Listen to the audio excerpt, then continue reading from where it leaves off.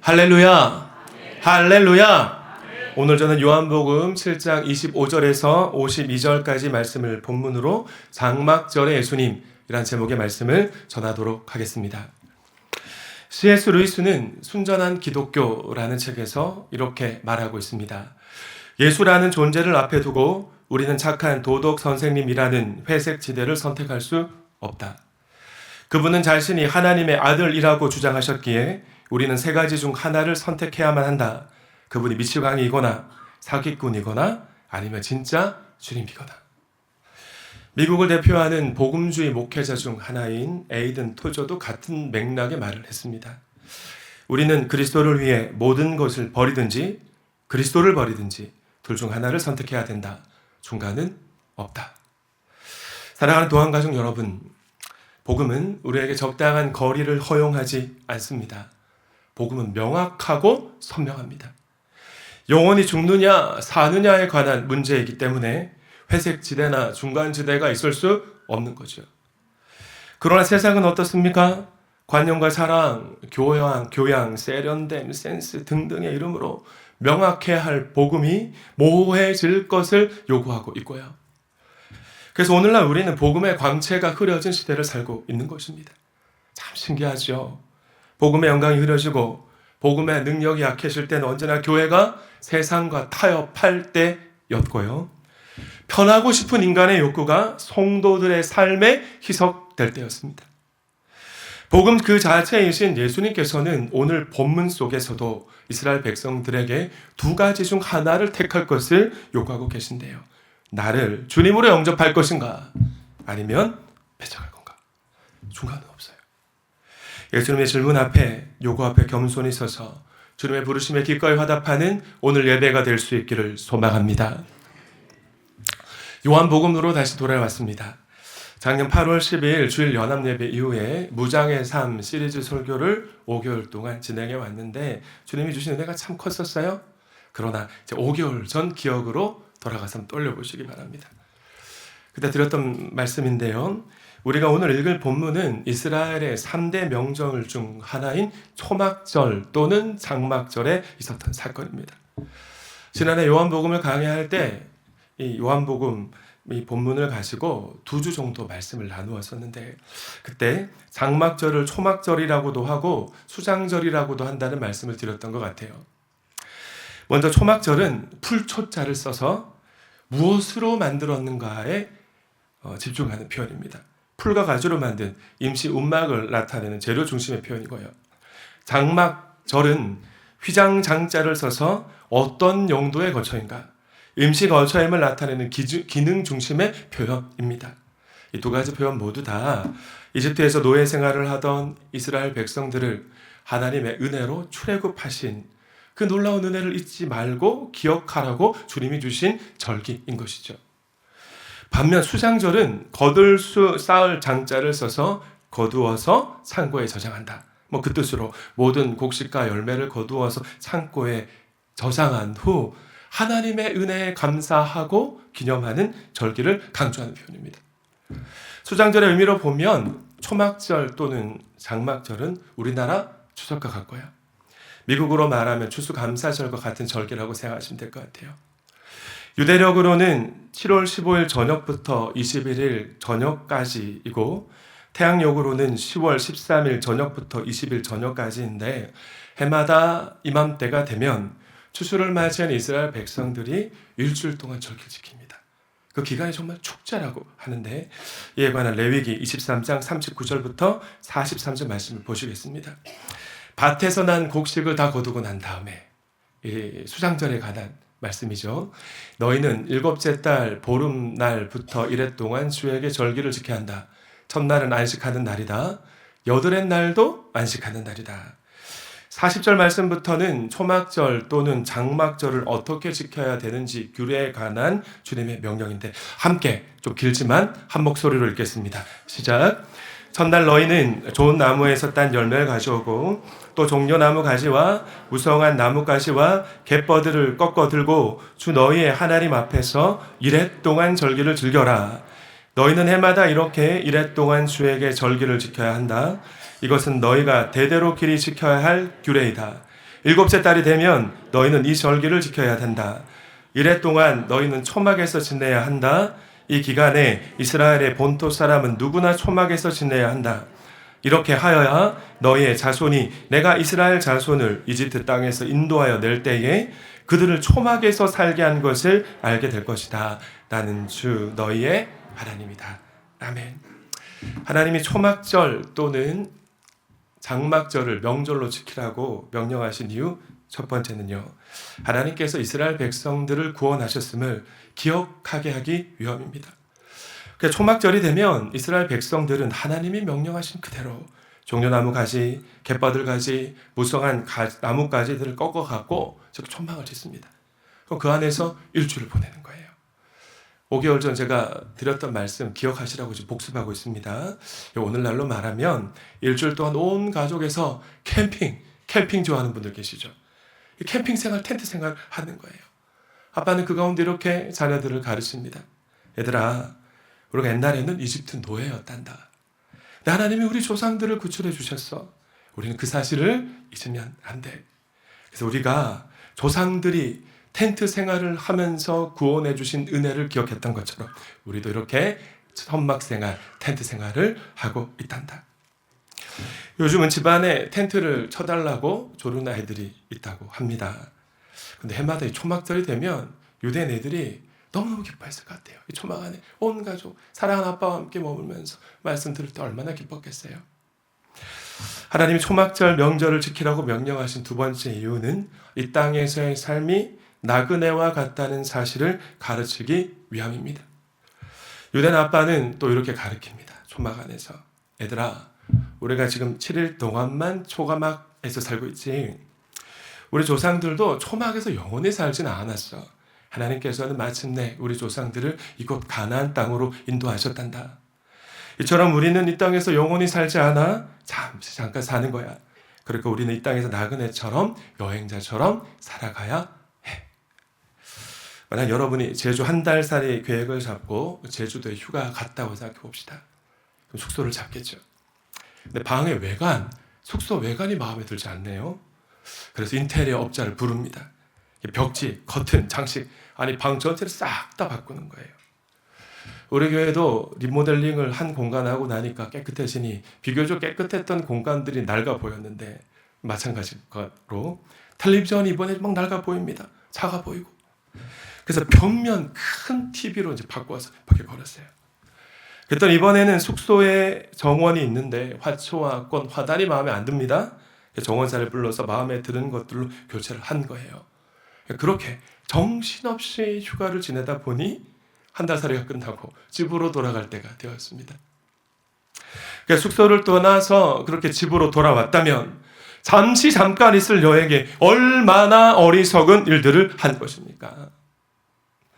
근데 이 땅에서 살아가는 많은 사람들이 그렇게 살아가고 있는 거죠. 이 땅에 영원히 살 것처럼 생각하고 행동하고요. 잠깐 기쁨을 줄 수 있지만은 영원하지 않은 것들 때문에 전전긍긍하고 허덕거리고 우울증에 빠지고 비교의식에 사로잡힌 채로 살아가고 있는 것입니다. 오늘도 짐 엘리어 선교사님이 아우카 부족에게 떠나기 전에 일기장에 남긴 20대 청년의 다짐을 전하지 않을 수가 없네요. 함께 읽어주십니다. 시작.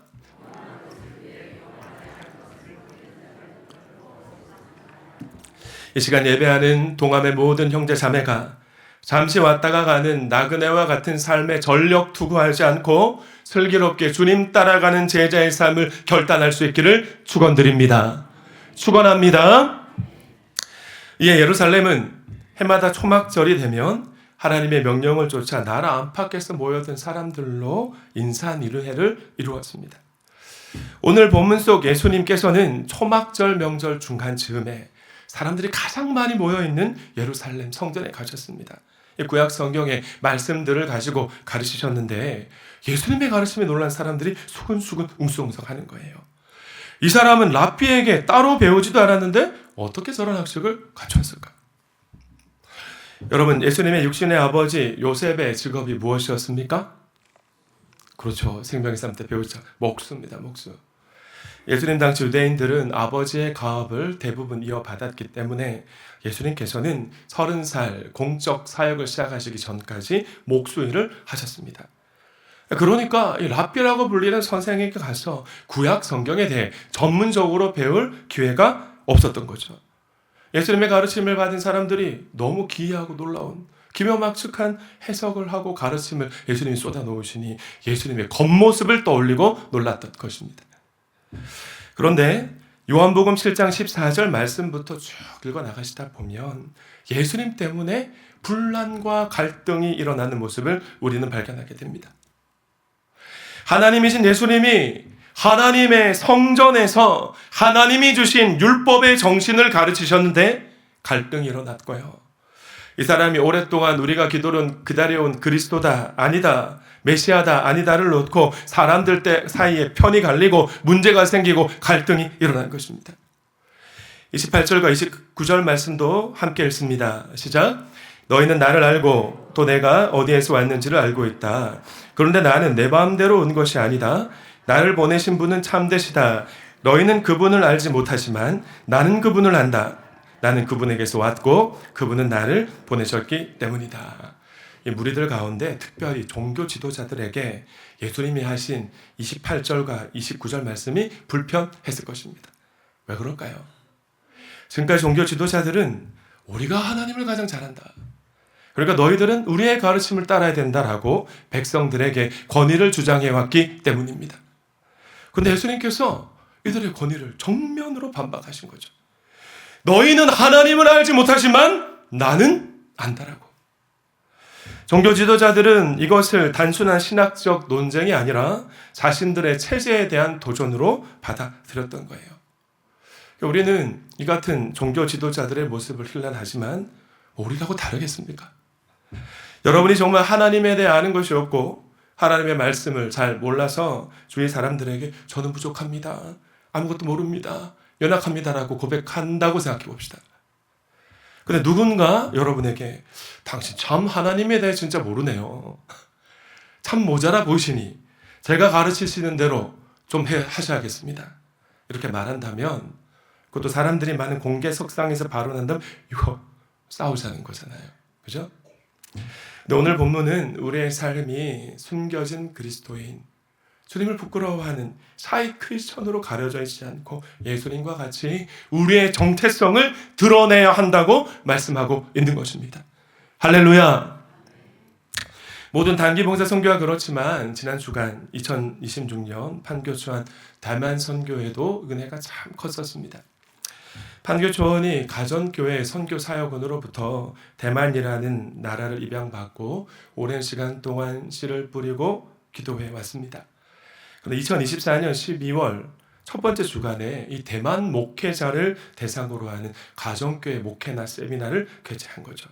최영기 목사님의 강사로 모셔서 섬겼었는데 그때 성경적인 교회를 꿈꾸는 대만 선교사님들과 대만 현지인 목회자들이 참 많이 참석하셨습니다. 근데 그 중에 지난 한 해 동안 가정교회를 해보려고 애를 쓰신 분들이 있었던 거죠.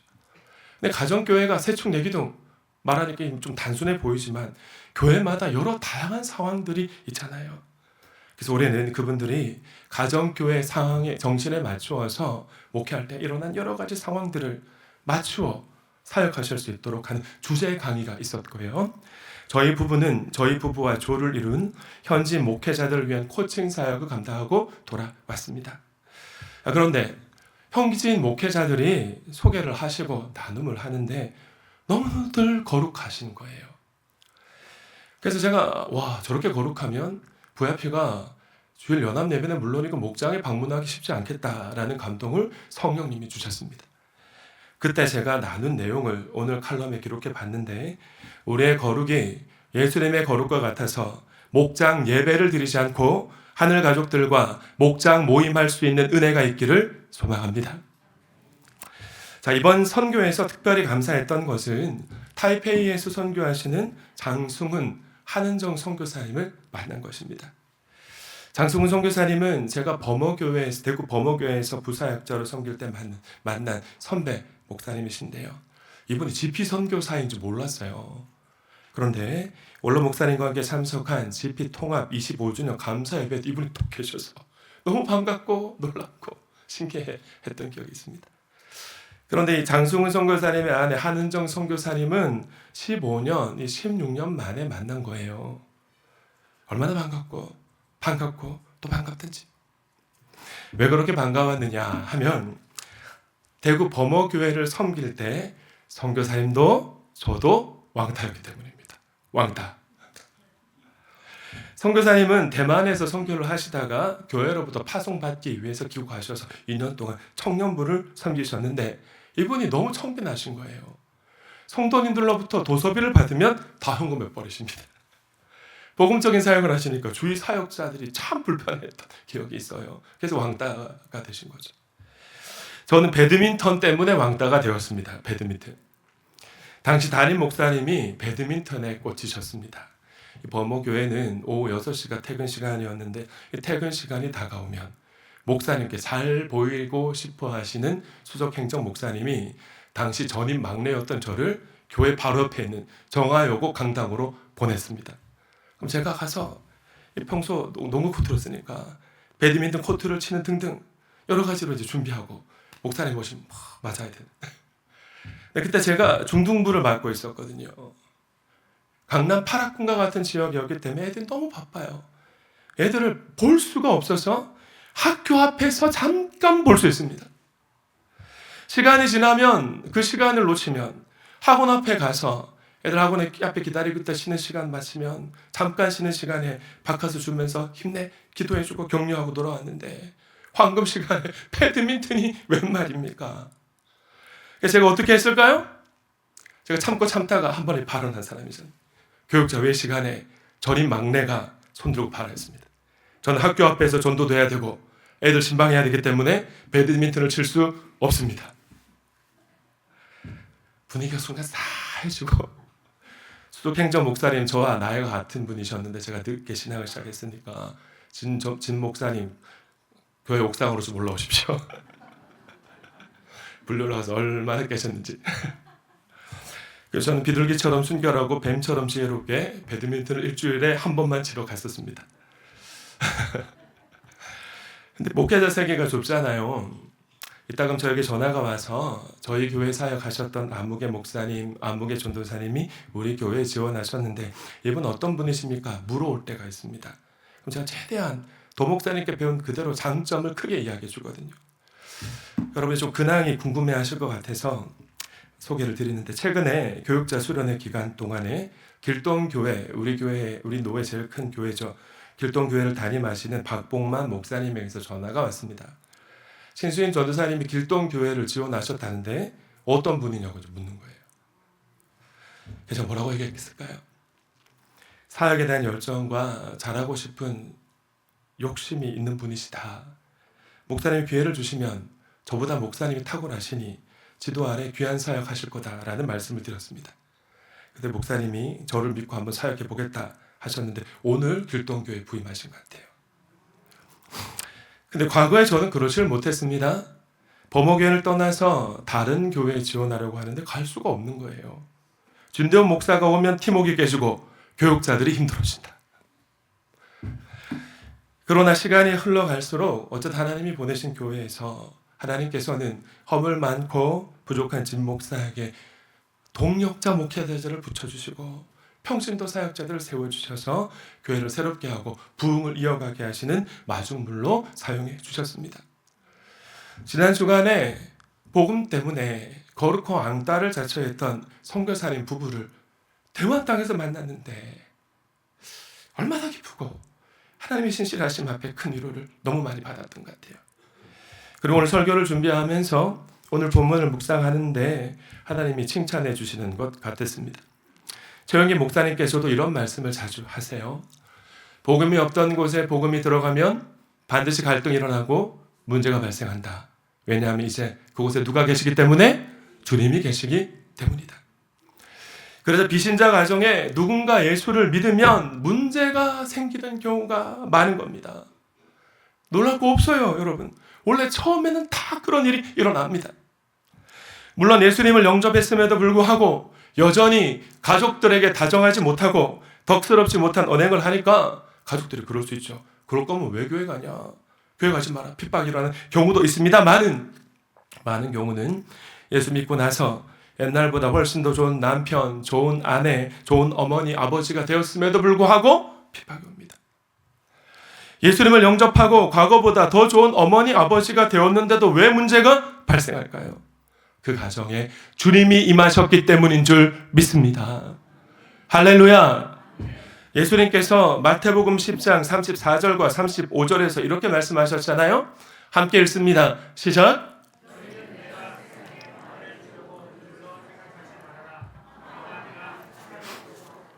나는 사람이 자기 아버지와 맞서게 하고 딸이 자기 어머니와 맞서게 하고 며느리가 자기 시어머니와 맞서게 하려고 왔다.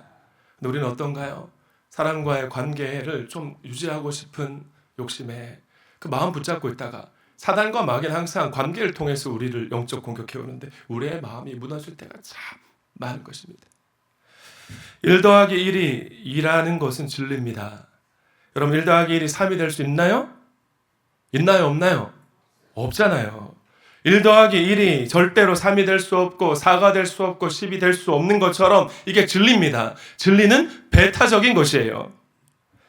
내가 곧 길이요 진리요 생명이라 말씀하신 예수님께서는 본인이 진리라고 배타적 선언을 하셨습니다. 언제나 예수님 편에 설지 세상 편에 설지에 대한 결단을 요구하셨던 거죠. 그래서 처음에는 갈등이 생깁니다. 문제가 생겨요. 편이 갈라질 수 있는 것입니다. 왜 그렇습니까? 예수님만 진리니까. 예수님이 진리시고 진리의 특성이 배타적이라면 우리 가정에, 우리 교회에, 우리 목장에 그런 일이 일어나는 이유가 뭐겠습니까? 복음의 터 위에 온전히 서 있지 않기 때문입니다. 확신의 삶에서 배우는 세 가지 잘못된 권위인 사람의 생각과 감정, 경험 위에 서 있을 가능성이 매우 높습니다. 여러분 가운데 이런 생각하며 예수 믿기 시작하신 분이 있을 것 같아요. 예수 믿으면 우리 가정이 평안하고 행복할 줄 알았는데 예수 믿고 나서부터 우리 가정에 왜 자꾸만 이런 갈등이 생기는가? 낙심하지 마시고 기쁘게 생각하시기 바랍니다. 여러분의 가정에 주님이 들어오셨기 때문입니다. 남편이나 아내가 주일날 주일날 교회 가지 말고 여행 가자, 놀자 할 때 좋아서 같이 계획 짜고 신나서 가면 신앙의 문제로 갈등이 일어날 일이 뭐 그리 있겠어요? 매주 예수 믿는다는 부부가 썬데이 크리스찬으로 매주 교회나 왔다 갔다 예배만 보고 그러면 신앙 때문에 무슨 큰 갈등이 있고 문제가 일어나겠냐는 말입니다. 저를 따라 하십시다. 구원으로의 부르심은 사명으로의 부르심이다. 아멘이십니까? 자, 그러나 부부 중 한 사람이 주님의 뜻대로 살고 싶어요. 그러면 부부간에 갈등이 생깁니다. 가족 간에 문제가 생기고 편이 갈리는 가정이 일어설 수 있는 것입니다. 왜 그럴까요? 예수님께서는 복음이 없는 곳에 분쟁을 일으키셔서 예수님 편에 서도록 요구하시는 분이시기 때문입니다. 개인의 신앙도 마찬가지입니다. 저는 종교인과 신앙인을 구분하는 목사입니다. 목사님, 종교인과 신앙인의 차이가 뭡니까? 라고 물으신다면 종교인은 매주 교회로 왔다 갔다 교회를 다니는 사람이고요. 신앙인은 전 인생이 예수 그리스도께 기대어 있는 예수의 제자입니다. 우리가 종교인의 모습으로 매주 교회나 왔다 갔다 할 때는 세상의 것으로 채울 수 없는 영적인 목마름을 성령님이 주실 수는 있으나 신앙의 문제로 겪는 고민은 없습니다. 그러나 예수님을 주인 대접해드리면서 제자의 삶을 주님의 뜻 안에 살아가려고 하면 마음 가운데 삶 가운데 고민과 갈등이 생기는 거죠. 물론 예수님을 영접하고 나면 오늘 2부 찬양팀이 불렀던 찬양의 가사처럼 내재하신 성령님이 일으켜주시는 강 같은 평화, 바다 같은 사랑, 샘솟는 기쁨이 넘치지요. 예수님의 십자가 사랑으로 나 같은 죄인이 용서받았다는 시원함이 있고 바다 같은 주님의 사랑이 날마다 나를 용납해 주시는 기쁨이 있습니다. 이게 하늘복인 것이죠. 이제부터 새로운 삶을 살겠다는 결단과 감격이 있지만 고민과 갈등이 없어지지는 않습니다. 내가 주님의 뜻대로 살지 못하는 갈등, 좀 더 예수님처럼 거룩하지 못한 갈등, 내가 조금 더 이웃을 사랑하고 용납하지 못한 갈등, 내가 조금 더 희생하지 못한 갈등, 사람과의 갈등, 세상의 것을 가지지 못해서 욕망의 갈등, 자기 없는 비교의식의 갈등에서 영적인 차원의 갈등으로 옮겨가는 것입니다. 왜 그럴까요? 절대진리신 예수님이 우리에게 결단을 요구하시기 때문입니다. 여러분 가운데 이 같은 마음의 결등을 겪고 계신 분이 있으십니까? 오히려 기뻐하시기 바랍니다. 믿음이 약해서 그런 것이 아니라 여러분이 예수님을 주님으로 영접하셨기 때문이고 여러분 안에 성령님이 내재하신다는 명확한 증거인 줄 믿습니다. 혹 설교를 들을 때마다 막 부담이 되고 다른 사람과의 관계에서 내가 막 위선자처럼 느껴지고 주님의 뜻 안에 살지 못하는 자신이 너무나 부끄럽게 여겨지시는 분이 계십니까? 기뻐하십시오. 여러분의 영혼이 구원받았다는 증거인 것입니다. 아멘. 문제는 교회를 3년, 5년, 10년, 15년, 20년, 30년을 다녀도 내 안에 아무런 갈등이나 문제의식이 없는 것이지요. 이렇듯 우리 예수님께서는 늘 문제를 일으키시는 문제하셨습니다. 그분은 어느 곳에 가셔서 누구를 만드시든 결단을 요구하셨고요. 그러니까 그분이 계신 곳에 늘 문제가 생기고 분쟁이 있었던 거죠. 오늘 본문에서도 예수님께서 가르칠 때 사람들의 패가 갈립니다. 아주 야단법석이 일어났는데 저분이야말로 우리가 기다린 그리스도다. 아니다. 저게 모세가 올 것이라고 예언했던 모세와 같은 예언자가 맞다. 아니다. 갈릴리에선 예언자가 나지 않는다. 믿는다. 안 믿는다. 그래? 그럼 죽여버리자. 이런 험악한 분위기 속에서도 예수님께서는 묵묵하게 성실하게 자기 할 일, 그 일 가르치는 일 하셨습니다. 우리의 생각으로는 이런 분위기 속에서는 절대로 열매가 맺혀지지 않을 것 같은데 31절 말씀 보실까요? 함께 읽습니다. 시작. 할렐루야. 사랑하는 도안가족 여러분, 우리가 믿고 따르는 예수님은 어떤 분이십니까? 도저히 과일이 맺혀질 수 없는 고목과 같은 나무에서 과일을 따시고 도저히 추수할 수 없는 광야와 같은 들판에서도 추수하시는 분이시며 도저히 결과가 나올 수 있는 환경 속에서도 결과를 만들어내시는 전능하신 하나님이신 줄 믿습니다. 오늘 본문에는 그 예수님께서 합력하여 선을 이루어 가시는 놀랍고도 재미있는 사건들이 기록되어 있는데요. 32절 말씀을 보실까요? 함께 읽습니다. 시작.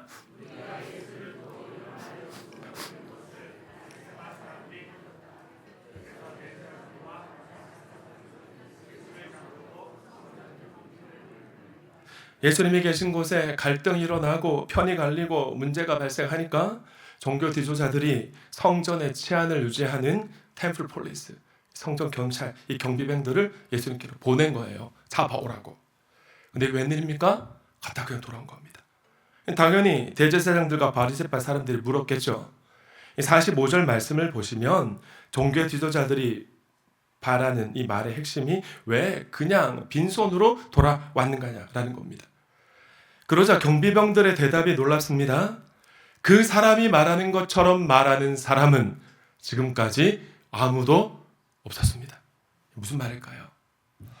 예수를 잡으러 간 사람들이 예수님의 말씀에 마음이 녹아서 우리가 왜 이곳에 왔는지 그거 잊어버리고 돌아온 거예요.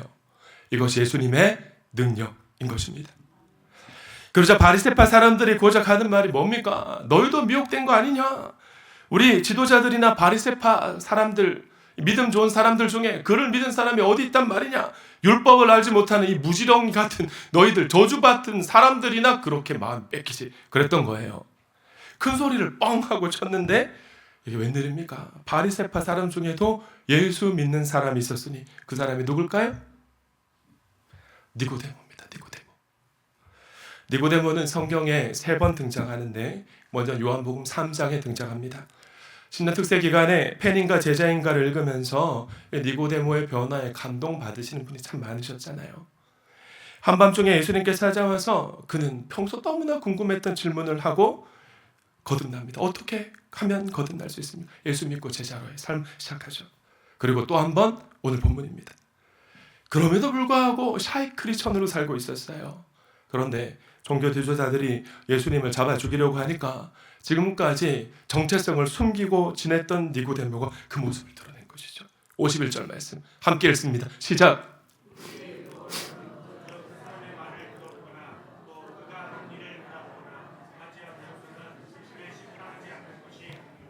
하나님이 주신 율법에 따르면 피고의 이야기를 먼저 들어봐야 하고 두 사람 이상의 증인과 증거가 있어야 하며 사실관계에 관한 확인과 판결을 먼저 내려야 되는데 이렇게 해도 됩니까? 니고데모의 이 같은 발언 때문에 예수를 잡아 죽이려고 했던 종교 지도자들의 계획이 있는 듯 없는 듯 유야무야 되었고요. 이때부터 니고데모는 행동하는 제자의 삶을 살아가게 됩니다. 마지막 한 번은 요한복음 19장에 등장하는데요. 이제 예수님을 믿는 것만으로 그치지 않고 행동하는 정체성을 드러낸 제자가 된 그는 십자가에 달려 죽으신 우리 예수님의 시체를 그냥 내버려 둘 수가 없었습니다. 아리마대 사람 요셉과 함께 장사 지냄으로써 사회적으로는 매장이 되었지만 예수 그리스도 안에 맺어가는 풍성한 삶, 예수님이 걸어가신 제자의 길을 걸어가는 새롭고도 기쁘고 행복한 삶으로의 시작하게 된 줄 믿습니다. 우리 주 예수님께서는 도저히 열매를 맺을 수 없는 것만 같은 상황 속에서도 많은 사람들로 하여금 예수의 그리스도 되심을 믿도록 하셨고요. 자신을 잡아 죽이려고 온 경비병들을 감화시키셨으며 오늘날 우리나라로 말하면 국회의원과 같은 니고데모를 행동하는 진짜 제자로 만드셨습니다. 이 시간 예배하는 모든 형제 자매에게 주님을 향한 온전한 믿음이 물붓듯이 부어질 수 있기를 간절히 소망합니다. 그럼 평화의 왕으로 이 땅에 오신 예수님이 갈등과 분쟁을 일으키신 이유가 뭐고 편을 왜 가르시는 걸까? 왜일까요? 더 큰 일을 이루시려고. 골로새서 1장 23절은 이렇게 명령하고 있습니다. 함께 읽습니다. 시작.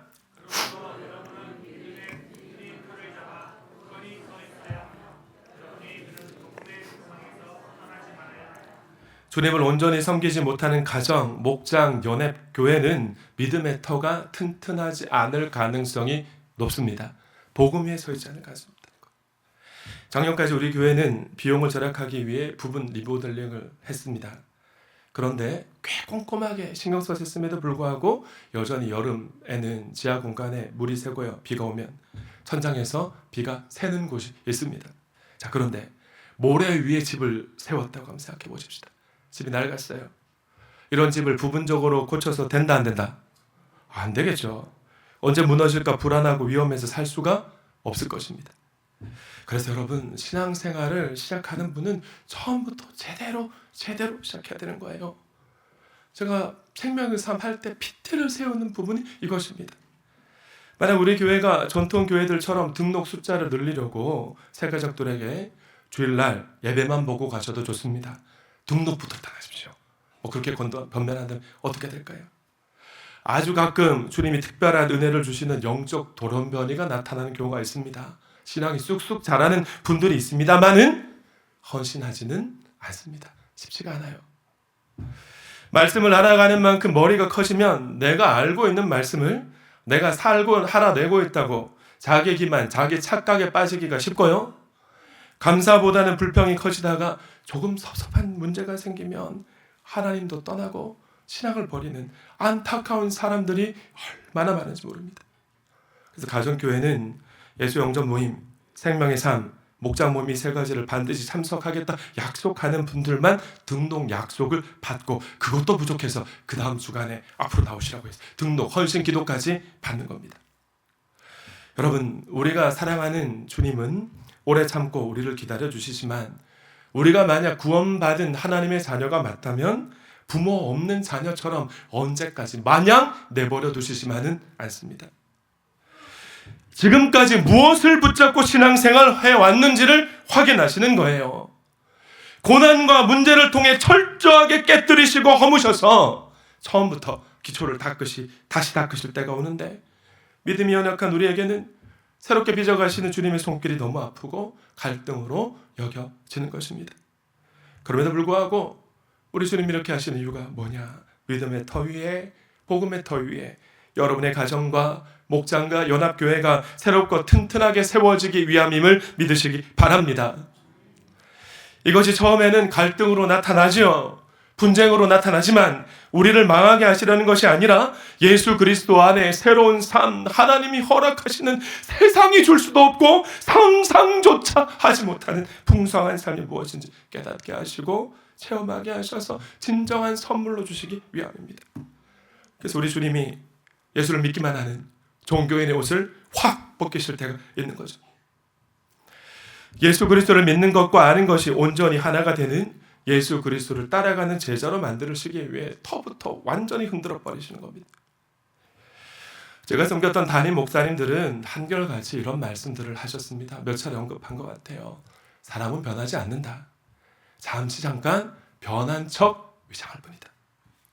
그러니까 충성된 기질을 가진 사람들을 찾아서 제자 삼아야 된다는 말씀하셨는데 정말 사람들은 잘 안 변하는 것 같아요. 그러니까 장로 권세 떨어졌다고 시험 들어서 교회를 떠나고, 결혼하기 전 나 예수 잘 믿을게 남편들이 철석같이 약속해놓고 언제 그랬냐는 듯이 얼굴 바꾸는 그런 거 아니겠어요?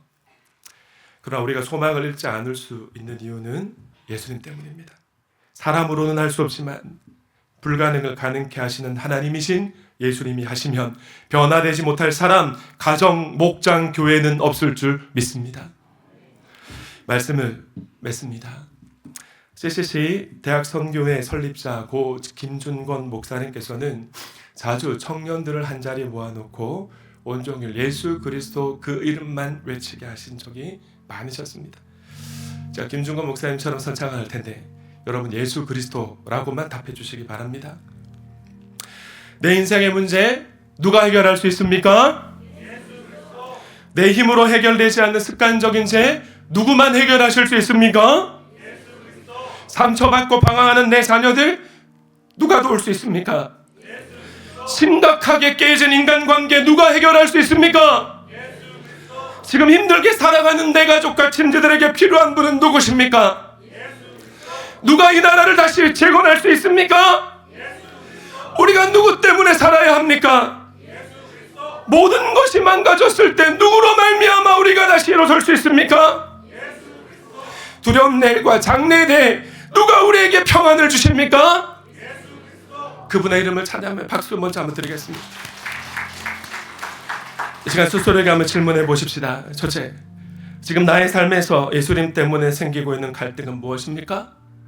혹 그것을 피하려고만 하지 않았는지 한번 돌아보시고, 두 번째, 나는 종교인으로 예수님을 믿고 있습니까? 아니면 신앙인으로 예수님을 따르고 있습니까? 내 관계, 시간 우선순위에서 주님은 몇 번째 위치에 있습니까? 셋째, 영원한 것을 위해 내려놓아야 할 내 삶에 있어 영원하지 않은 것은 무엇입니까? 편안함입니까? 체면입니까? 습관입니까? 내가 살아가는 그 무엇입니까? 옆에 계신 분에게 이렇게 한번 인사하십시다.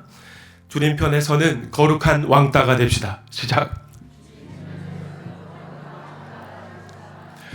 갈등 속에서도 믿음을 선택하는 동암의 모든 형제 자매, 가정과 목장과 일터에, 그리고 연합교회 가운데 주님께서 마침내 열매를 거두게 하시는 풍성한 은혜가 있을 줄 믿습니다. 주님께 다시 한번 영광의 박수.